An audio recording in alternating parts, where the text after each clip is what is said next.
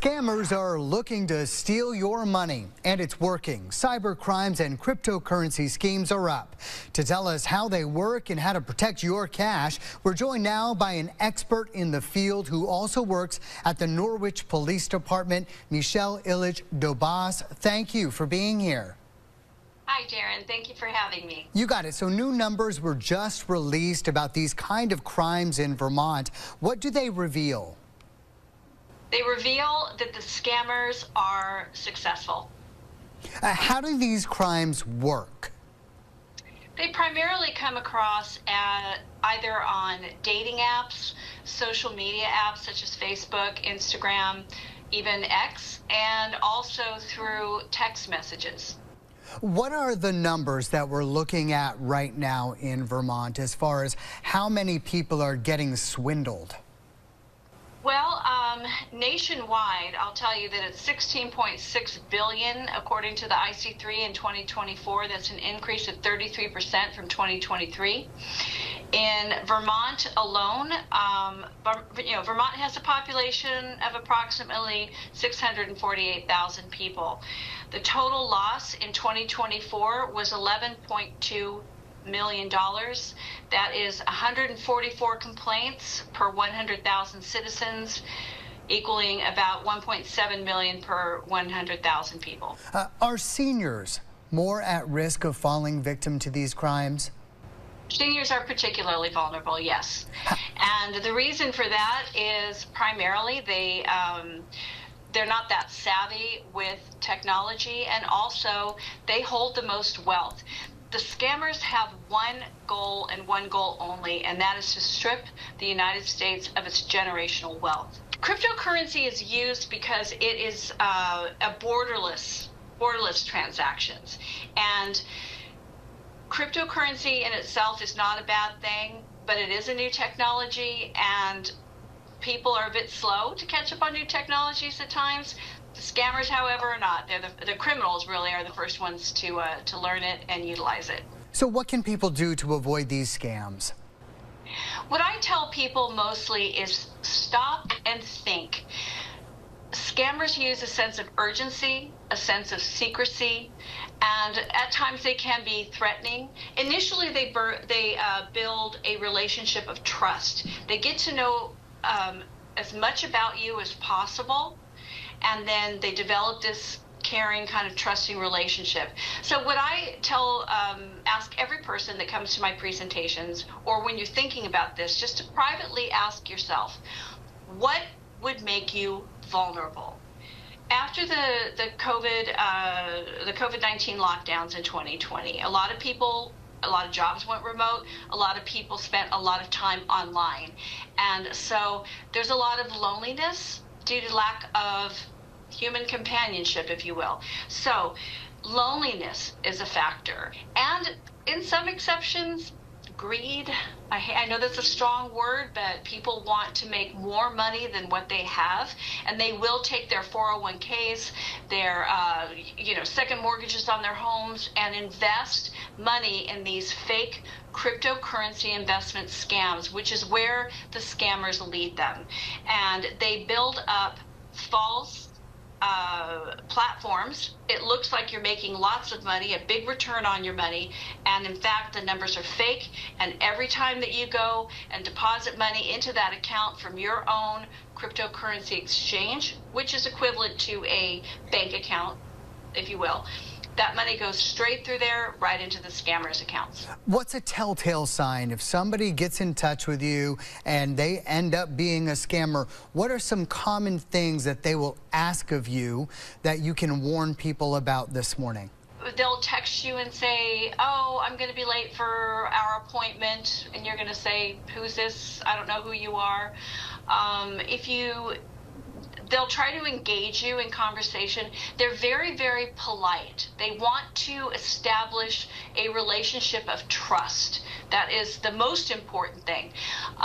These scams, these are transnational crime syndicates, but they are based primarily in Southeast Asia because there are little to no deterrents there. Another telltale thing that they will do almost immediately is they will want to move the conversation to an encrypted messaging system, and that would be WhatsApp, Telegram. And the reason for that is that they have end-to-end encryption. So for instance, if law enforcement would request records through a search warrant of WhatsApp conversations, they're not readable because it's end-to-end encryption. Got it. So, you know, you've got a lot of experience with this, an impressive resume with some of the world's largest companies, and you're part of an organization as well dedicated to stopping these scams. Tell us about Operation Shamrock. Operation Shamrock. I am absolutely honored to be a member of this nonprofit. It is operationshamrock.org. It was founded by Erin West. She is a former deputy district attorney in Santa Clara County in California for 26 years, and she is the most passionate person I've met in regard to the absolute devastation that this crime inflicts upon its victims. It is referred to as pig butchering, which is a very rough word, but it's a very brutal crime.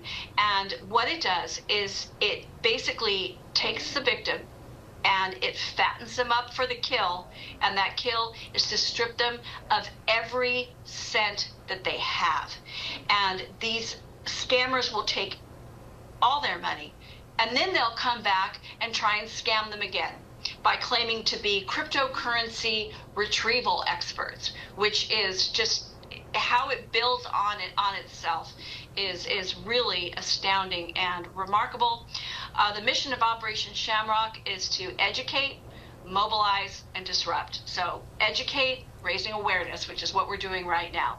Mobilizing is uniting different forces, if you will. If we've got the police departments working together, if we can get social media, Meta in particular, to recognize the vast amount of these scams start on Facebook or Instagram, and to then a lot of fake accounts, hacked accounts, things like that, to mobilize behind that.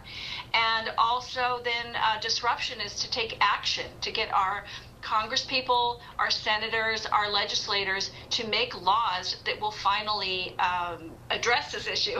Another factor of Operation Shamrock is the Crypto Coalition, which is a group of law enforcement officers that specialize in cryptocurrency investment scams. That would be blockchain, transaction tracing on the blockchain, things like that, and it's open to all law enforcement. I just got the Norwich Police Department to be part of this group as well.